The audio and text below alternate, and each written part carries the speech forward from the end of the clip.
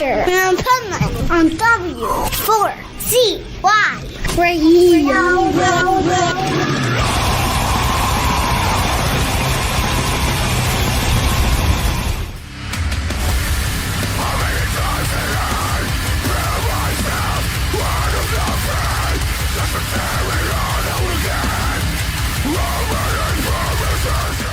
This is the Pipeman here on the Adventures of Pipeman W4CY Radio, and I'm here back in South Florida. I was at Welcome to Rockville.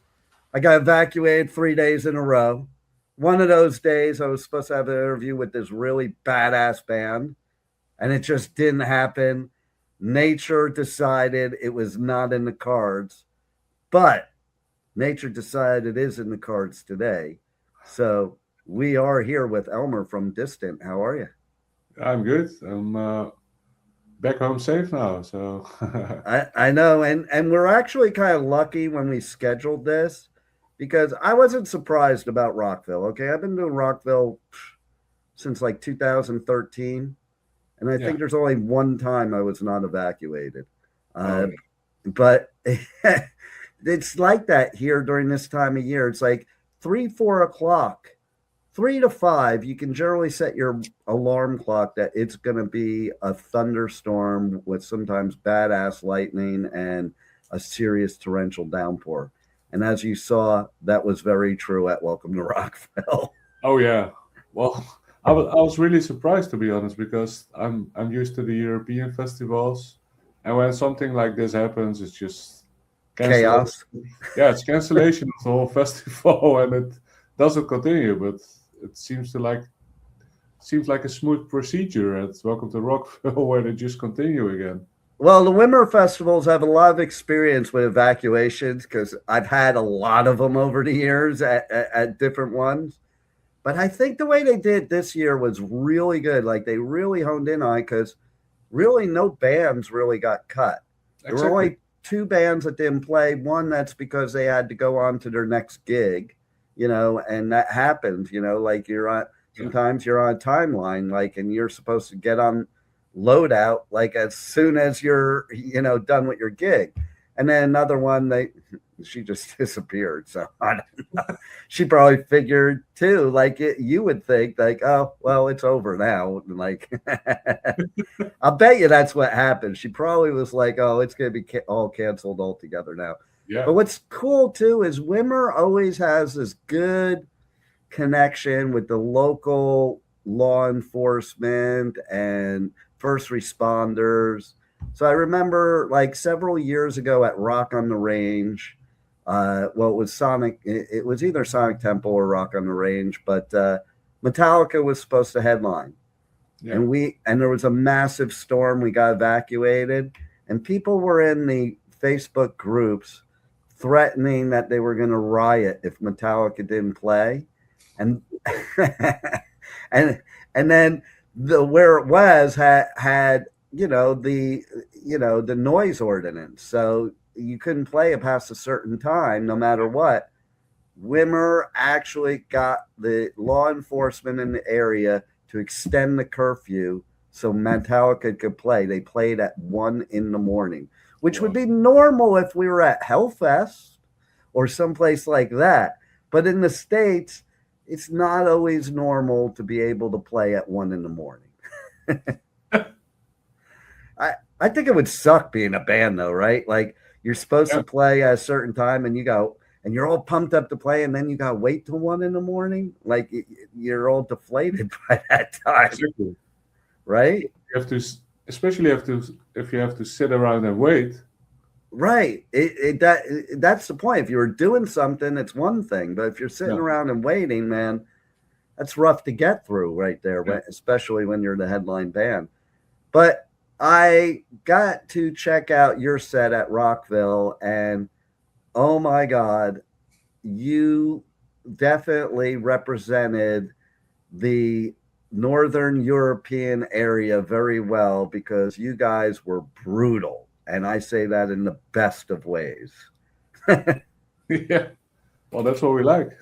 Right? I mean, I often think that bands in your part of the world are so brutal and so great because the weather sucks so bad most of the time. So you got nothing better to do but to play your music. Well, that's how it feels, yeah. Especially coming to the US, where the weather is always nice, just wherever you go. Right, except when you're evacuated from a festival.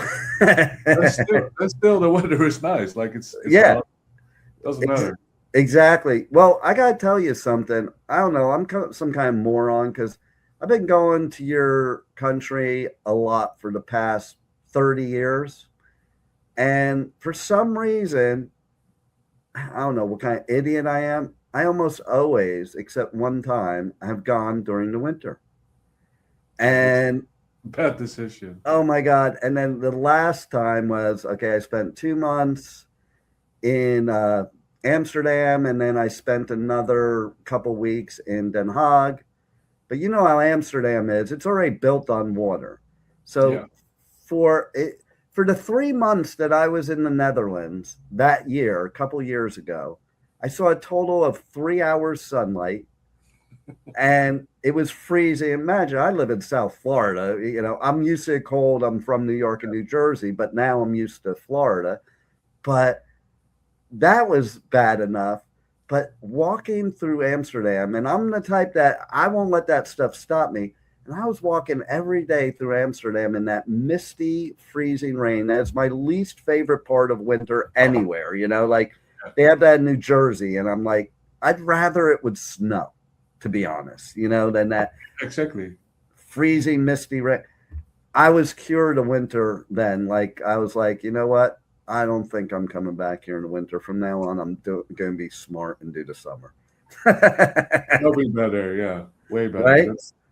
That's why we always hope to get to the US in the winter, especially to Florida. So we've been looking out to flying over for the last half year, of course, Yeah. just to get to the winter. I know, right? And it's like, I've considered several times moving to the Netherlands because I love it so much there. But now I'm convinced that if I do, it's not going to be, I'm going to like take the winter off. Like, I won't live there in the winter. Yeah.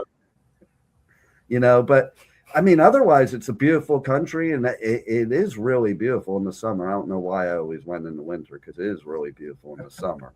But yeah, I love your performance not only at Rockville, but I love your newest single because it is so freaking brutal. Like, I was listening to it before the interview again just to pump up for the interview. Nice. So tell us a little bit about, for the listeners that don't know you guys, I know it's funny. I'm not a genre person, but I kind of laughed in one of the descriptions I saw that said a 4-piece crushing down-tempo deathcore band. Yeah. And I was like, that's pretty cool because like a lot of times in my interviews at the festivals, because I do festivals all over the US, UK, and Europe, because it's so stupid nowadays with the microgenres and the subgenres, that a lot of times when I have somebody in the interview, I'm like, well, if you had your own genre that your own band was in, what would you call it? Yeah. And then I saw this, I'm like, man, that would be the answer right there. Crushing down-tempo deathcore. Like, I like that. Has a good ring to it. Yeah. So tell us a little bit about let's go first. Let's talk a little bit about the experience of Rockville for you. Like, you're used to doing the European festivals. US festivals used to be shit compared to European festivals. Yeah. But I think we're kind of taking, we're taking some tips from the European festivals. And now that you played Welcome to Rockville, how do you feel about that statement I just made? Do you think it was, as well run and as cool as a European festival? Well, to be honest, I absolutely agree with it. Like, I was not expecting this, and this not in a bad way, but in a good way. Yeah. As I had hoped, to be honest, that it would be a totally different experience to play a festival in the US, but it felt very European. like how things were organized. Just in general, it might have been just for the weather and the thunderstorms and how that got fixed. But otherwise, I would have thought I was in Europe. Right. And see, I think that's where the Wimmer festivals are so great, because he recognized what Europe has with music festivals that we didn't have. Like our US festivals before Wimmer was more like carnivals or fairs than music festivals, is the best way I could put it. Like, it was just like, it wasn't well organized. It was crappy food. It was like just this, for lack of a better way of putting it, a shit show. And Danny Wimmer just runs a well-oiled machine, which leads me to the next question. How did you feel Danny Wimmer treated you as an artist? Because I think that's so important. Yeah, I agree to that. And actually, it was really well organized. So from the start, where everything was advanced properly, but also to just the catering and the backstages. Again, very very European experience, where it's just super organized.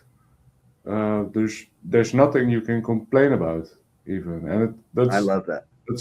That's a bit of different compared to our general US experience, where for shows in general you get a buyout, which means you have to get your own food, which is really pretty hard in the US, because there isn't any food shops around the corner, so you have to order food. So you just suffer on your health, because you can't get a proper meal, you can't eat dinner at the proper time. And here at this festival, there was plenty of healthy food all day long. So I love hearing that. Really nice. Yeah. Because it's so important. The reason I think it's so important, first of all, as an artist, you need a stress-free experience. Yeah. You know? And like nothing's worse than showing up to a festival. You have problems with catering, you have problems with load-in, you have problems with sound check. And it just puts your emotions and your mind in the wrong place to be prepared to do a gig. Yeah, to be honest, I think that helps a lot, and I don't think you should budget on it, because if the artist feels comfortable, doesn't have any complaints about anything, then just in general the performance will be good. If you're there on stage and you're hungry and thirsty, you're gonna have a performance. Exactly. And so I think that's where Danny Wimmer gets it. He gets that one of the most important parts is the artist. Because if you please the artist, I think you're going to please the audience at the same time. Exactly. The artist is going to give them their best show, and everybody is going to be happy that they've seen so many bands at their best. Right? So what did it also feel like to play at one of the most famous racetracks in the whole world? It felt a bit surreal, just because how it all looked. Like, for us as Europeans, we're not very familiar with NASCAR. I'm a Formula One guy, so I would have hoped to be in Miami on the F1 track. This track does look way cooler, to be honest. Oh my God. It's so much fun riding on the track too. And that wall, it doesn't look like that on TV. Like that wall is insane that they have to drive around. They have to hit that wall, that corner at 80 miles per hour in order to not fall off the wall. Yeah, exactly. That's insane, you know? Yeah. And it's like, okay, so do you remember seeing, I have a trivia question for you, but we're not there, so you might not remember it. Ask all the bands. Do you remember seeing the seats in the stands, not where the audience was, but for the raceway, and they were all like multicolor seats? I haven't seen that. So, okay, so then I'll just tell you, this is interesting. So all the seats are in different colors, and they do it to make it look like the stands are full. Ah, okay. You know, and I was interviewing a NASCAR driver at Rockville, and he explained it perfectly to me too. He said, Like you go to a football game, or I mean, not a football game, basketball game, and there'll be like 20,000 people, okay, here in the States. Yeah. That Daytona Speedway holds 100,000 people. So he said, imagine putting 20,000 people, it would look like the place was empty. Yeah. So just the trickery of, you know, optical illusions, you know? And it's funny, you talk about the racetrack, like I'm going in a couple weeks, I go over here, I do coverage at Download, which is also at a racetrack in the UK. Yeah. But I never feel like I'm at a racetrack there. I don't even know I'm at a racetrack except the fact that I know. Whereas at the Daytona Speedway, you know you're playing in the field, in the infield of the Speedway. Exactly. You can't really go around it. Right? Exactly. I had to drive on the Speedway to get to my parking at media. I mean, like I say it like, oh, poor me, but I always fanboy out on it every time, like, oh, I'm driving on the Daytona Speedway. Oh, man. And so let's go back to, you know, your newest song, Rat Torture. Yeah. So like I said, it is absolutely brutal. Tell us about that song, because the first thing I think of in that song is, you know, I'm from New York City, and it's like being in downtown New York City that you know, you're getting tortured by rats everywhere. So yeah. You tell us your version, because I know that's not what it is. No, it's just a play of words. It's about like this new age where everybody is glued to their screens, and it feels like some sort of torture mechanism. While there is a way to escape it and get out of it, but just people are too fixated on their screens that they cannot. Oh, I'm telling you. For sure. I was thinking like the rat race. That's the pun on the words, because oh my God. Exactly. Like social media is so antisocial. Yeah. You know, and it is true. Like everybody's so addicted, and the kids are they're addicted from day one. Like you can't take that electronic device away from them. Yeah, exactly. And it's hard to go against it, of course. Like how also we're now doing an interview over our computers.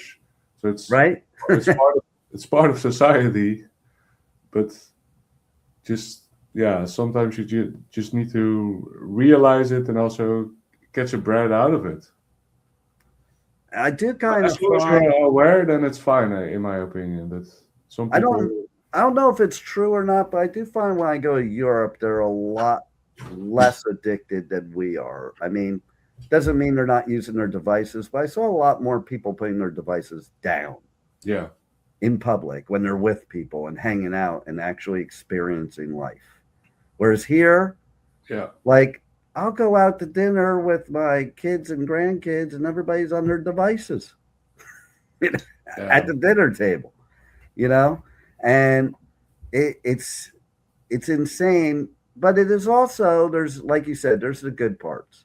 It's a good way for you guys to get your music out to a lot more people, you know, and a lot more no geographic limitations or anything like that.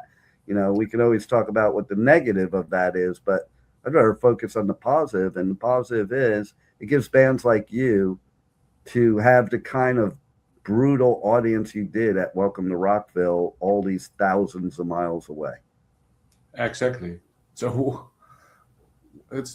we're not complaining against that, obviously, and we are very active online as well. Also glued to our screen sometimes.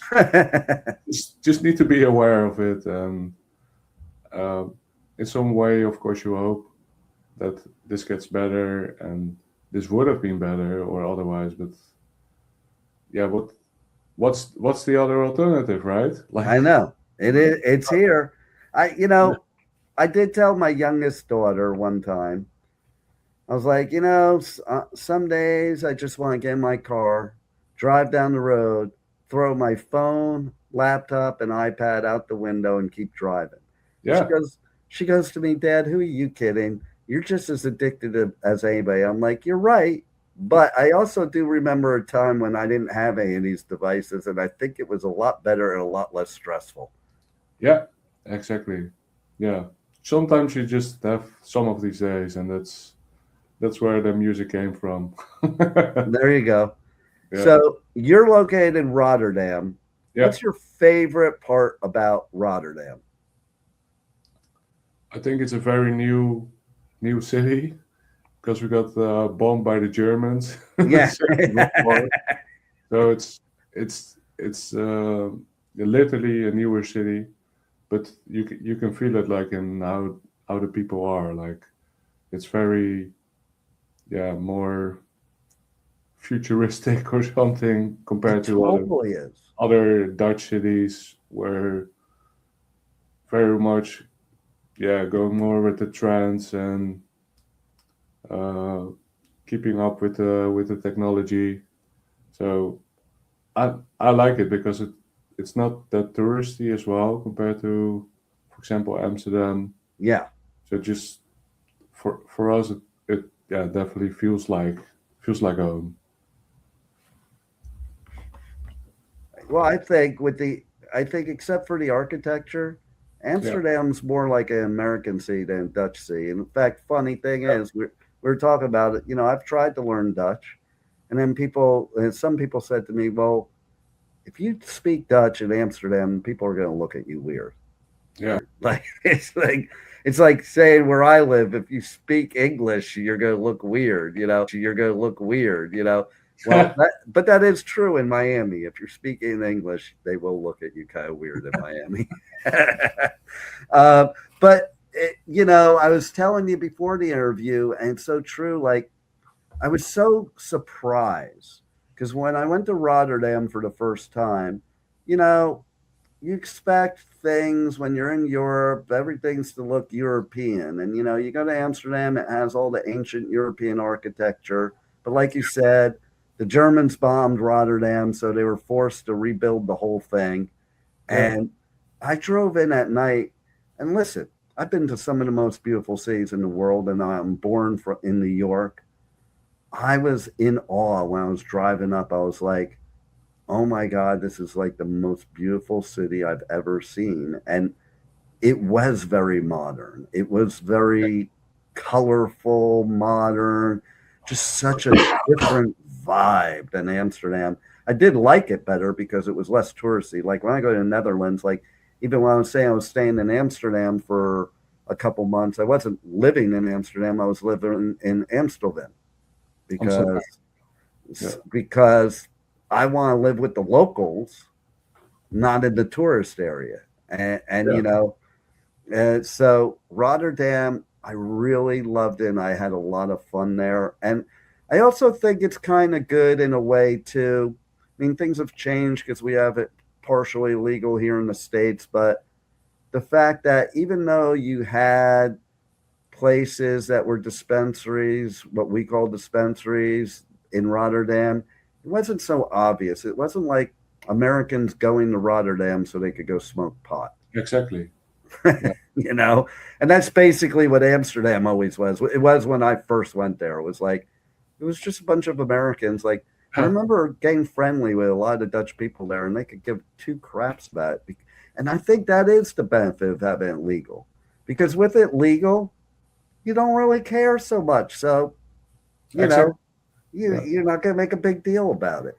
But I love your culture there. I love like everything about your country. And now I have a new band that I love in that country. So, so is that the was that the first time you did a Danny Winter Festival at yes, Rockville? yeah. That was the first one. So we'll have to see you come a lot more then, Yeah, because that's what I'm we have. I'm glad that you were there. What else do you have going on this year in 2026? Yeah, so in 2 weeks we start our European summer festivals. So we got couple big ones on there like Graspop and Jira on Air, Resurrection Fest. So we're very much excited for that. And yeah, later in the year, hopefully something in the US again. Yeah, and you did Sonic Temple too, right? No, we didn't. No. Oh, what? Were you supposed to perform at Sonic Temple? We hope to do it, but we didn't get invited. You know, that's so funny because I didn't see it on the lineup. And I knew I didn't cover it this year because I didn't have any interviews. But then when I was like Googling, it said Google said you did play there. So that's pretty funny. So what we did is we did a run with In Flames and Throne. Oh, okay. Welcome to Rockville, and they were playing Sonic Temple. So maybe Google just thinks, since they're on tour together, they were playing there too. Exactly. Literally said your band played there. I'm like, I don't remember seeing them on the lineup. No. You know? But if you were going to pick one of the two, I think Rockville was the better one. And we had more people at Rockville too. So one festival, because I do a bunch of them over there, that I haven't done yet that I thought of doing, I want to find out if you've ever played Dynamo. Have you played Dynamo Festival? Yeah, of course. That's a famous Dutch one. Yeah. It used to be a really big one back in the 1990s. Too big for the Netherlands even. That's why they eventually canceled it because when people were stuck in traffic for days or something. The infrastructure of the Netherlands, since we're such a small country, wasn't made for such a huge festival. That's why I don't drive when I'm in the Netherlands, man, because it's so easy to get everywhere without a car, and it's so difficult with a car. Yeah, so exactly. They resurrected the Dynamo Festival again, but now it's in an ice hockey stadium, so they cannot scale it bigger than the confines of the ice hockey stadium. But it's a nice one since they put the stages on both ends of the ring. So once one band finishes, you just walk to the other side and you can watch the next band. Nice. Well, yeah, see, that's not so easy to say at Rockville because to walk to the other side is like it takes you a day. It's like walking to Denmark. Yeah. You know, I get like when I do a lot of the festivals, I get like 80 miles walking in a whole weekend. You know, like I also do Hellfest. Oh my God, that festival is huge. Yeah. I love that I love that festival. It's huge. And it's just insane, like the decorations there and what it is amazing how a lot of your European festivals, they kind of like start really small and then they just end up like owning the whole property or city. Like, you know, Hellfest pretty much owns Clisson, and you got Wacken, which pretty much that's its own city. And, you know, it is pretty amazing not only how they're run, but how they've built these things from like nothing, from like little teeny festivals. But that's also the nice thing about it. Like it starts around a small town, and that whole town will just live up to that festival the whole year. And once it starts growing, they really get an attachment to their own festival. So nobody of the neighbors cares that the festival's there because it's just that's their life basically. They're proud of it. I love that attitude because you don't usually have that attitude here in the States. Like even in the town next to me where I live in, they built this whole area and this little amphitheater for bands to play, but they built apartments there. And the people, they ended up not using the amphitheater because all the people living in apartments complained. And I'm like, you know the amphitheater is going to be there. Why you get the apartment there? Like me, I would get the apartment there just because I'd have a good view, you know, and hear the music.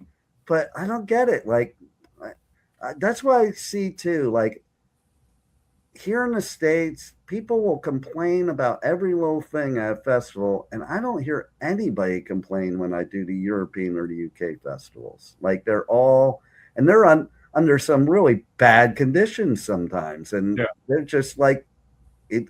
The culture of loving this stuff and loving the music. We were just talking about this in the last interview I was doing. Like there are a lot of bands that were big in LA in the 80s that I thought were gone forever. And it turned out they were just in Europe all these years and playing at the European festivals because it's like you turn on the radio in Europe and it's like 80s radio, you know, and it's so wild. So speaking of 80s, where would you say your influences first came from to be it and to do the type of music you do now? Yeah, it's a bit hard to say like that if you're referring to the 80s, because we're far away from the 80s. But well, that's why, you know why I said that? I said that because I saw Possessed in the very beginning, and I think they pretty much started most anything that had death in it. Yeah, of course.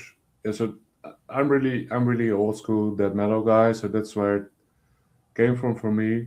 But yeah, I think mostly for us, we started back in 2012. Mostly for us, it came from the first wave of deathcore, which started around 2006, 2007, and back then it grew out to a nice size, but it stagnated around 2012. Uh, became a bit more uh, clustered, and that's also when downtempo deathcore emerged. And for us as Europeans, especially Dutch people, we're a couple years behind in our music genres. So back when everybody here in the Netherlands was still playing melodic hardcore, because that's what was in in the US in 2005 or something, we were picking up deathcore and downtempo deathcore as basically the only band in the Netherlands, and we got booed a lot by all the locals. So we directly started focusing on going abroad, playing in the UK, because UK is a bit more ahead of the mainland Europe in the music taste. So there we got accepted, and that's how it grew from there. So yeah, I think the main influences are really just the old school deathcore of the first generation. Nice. So saying that, something popped into my head that I wouldn't have even think to ask till while you're talking about it, especially because they played at Rockville too. What's your opinion of like Bring Me to Horizon originally being deathcore and now they're like, you know, they're not what they originally were. They've evolved and they're definitely far from deathcore now in some respects. I mean, I love them, so I'm not throwing any shade because I love them, but I'm not one of the original Bring Me fans. Like if I was, I'd probably think differently. Just like I saw Metallica's first show ever, and when the Black Album came out, I was like, "Fucking posers! I'm never listening to them again." Yeah, so in my opinion, like Bring Me the Horizon is an OG first generation deathcore band, because their first album and Suicide Silence, the Cleansing album, those two albums in 2007 were really my thing and my like to go to deathcore albums. They started evolving over the years. They did it pretty slow, but still they went far away from the deathcore genre.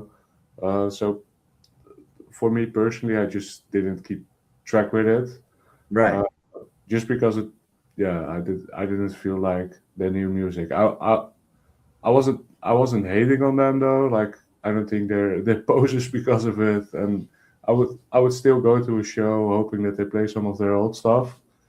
But I think for them it worked out really nice, and They do have an amazing live show, yeah, man. and they Like, and they got so big with it, and also I think that it's just good for deathcore in general, because then the new generation of people getting loving Bring Me the Horizon will go to their older albums and discover that they also got like a heavy side and bring them into the heavy music. So I think it's good for us as a genre, as deathcore, that bands like Bring Me the Horizon are there to draw in the new kids who discover their old stuff. And I think especially now, since Bring Me the Horizon is going back to their roots and doing a show with the first album, so they're still actively promoting it and yeah. being nice to us as a genre.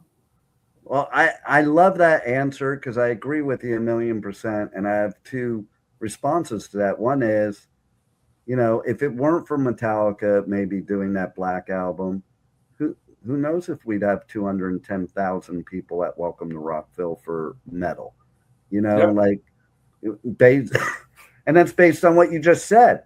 It's like, you're bringing new people, but then you go to the back catalog, and that is what happened with me with Bring Me the Horizon, because I saw them for the first time several years ago at a Danny Wimmer festival. I didn't know them, and it was when That's the Spirit came out. And I was like, oh my God, I love them because they had such a great live show. But to your point, that made me go back to through their catalog to the beginning. And I really loved their old stuff. So it was like, I am that example of, I wasn't an OG Bring Me the Horizon fan. So I didn't have that, oh man, they changed who they are thing. I had more of like, wow, they were really good live. Now let me check out the rest of their music. Yeah, exactly. Well, I even have that with some just casual friends who aren't really that much into metal, but they do like Bring Me the Horizon, and they're always like, yeah, but I do love the old album, and just because they like the newer stuff, they can just accept the older stuff as well, and in that way also accept what kind of music that I'm making. Yeah, exactly. And that is the point there. And Ollie did make a good point in an interview I heard him talking on, where he said, why do I want to write the same song over and over again? And I could see that, like an artist, you're doing it for that many years. Do you want to just keep writing the exact same thing over and over again? You kind of want to, the whole thing of metal is experimentation, right? So you want to experiment what you can do.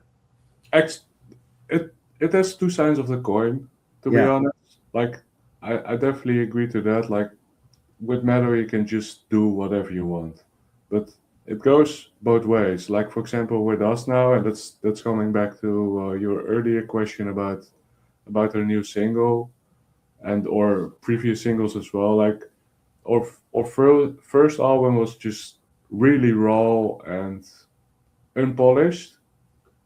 Then we started experimenting, polishing it up more with the previous albums.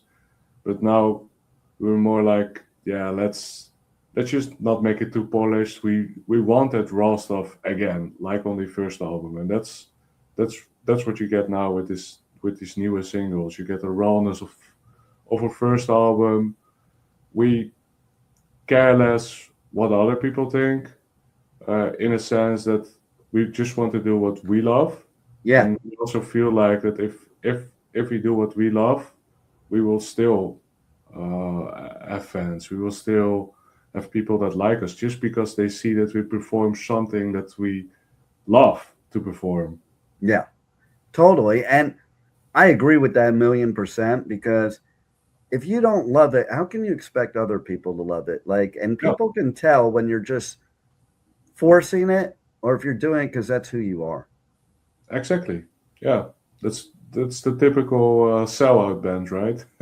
Right? But, to your point, what you're saying, and I think that holds true to what you said about Bring Me the Horizon, going back and they're going to play their full album, or even Metallica, because some of their newest stuff is, to me, reminds me of the Kill 'Em All days, and so the way I kind of put it now as an adult as opposed to acting like a teenager is, well, maybe they did it a certain way for a while, but now that enabled them to go back to their roots and people want to listen to it. And now you've reached the masses and now they'll hear it, because otherwise, how many people would have heard Kill 'Em All? Exactly. Yeah. So it's maybe part of the evolution of a smart band. There it is. Well, you guys are a smart band because you're doing exactly that. And you killed it at Welcome to Rockville. And, this new song, oh my God, it's just rat torture, man. Yeah, I wonder if you could do like science experiments and put rats in like a lab and play your song to them and see if they feel tortured by it. That's a whole different story. But on the other hand, I am a scientist actually working in cancer research. We are actually putting rats to the test, but that's with cancer medicine, not with our music. There you go. Yeah, one of my best bros, he's also a scientist that's working on proteins to cure cancer. So, man, nice. You guys are doing great work for sure. Yeah, thank you. See, you're helping the world with these diseases, and then you're helping the world with mental issues with your music, because music's the best therapy. I agree. Yeah. And the last thing is, tell everybody, first of all, how to connect you on socials, and more importantly, how to buy your merch. A, because they can't listen to my show unless they buy your merch, because it's the only way bands get to the next gig nowadays. B, I was looking through your merch store. I was like, man, you have a lot of badass merch. Yeah, we really love our merch game. Oh my God, some of it's so cool. Yeah. Or you can get it on distantofficial.com. I have to ship everything from here, from my home. So we do ship it from the Netherlands. And I think that's also the best way to stay connected, besides just the general Instagram and Facebook. Nice. And I also have to ask you, okay, because I can't see clearly, but behind you, is that all your like artist passes from your gigs? Yeah, exactly. Nice. Collection. I love how you did that. Like, I have all my credentials, but they're like stuffed in a bag in a drawer somewhere. I like what you did there. That's a waste. I love looking at them, and just having a glimpse of them just gives you motivation. Yeah, totally. That's why I'm seeing them like, maybe that's what I should do in my studio with all of mine. Yeah. I love it.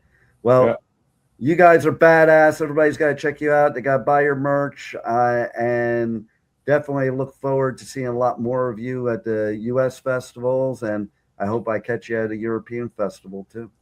Yeah, hopefully without a thunderstorm this time. And I know, right? I know, right? We don't want that, but it's part of it, though, right? You got to weather the storm, and when you're a metalhead, for sure. Exactly. Yeah. Thanks a lot for being on the Adventures of Pipeman. Thank you very much. Thank you for listening to the Adventures of Pipeman on W4CY Radio.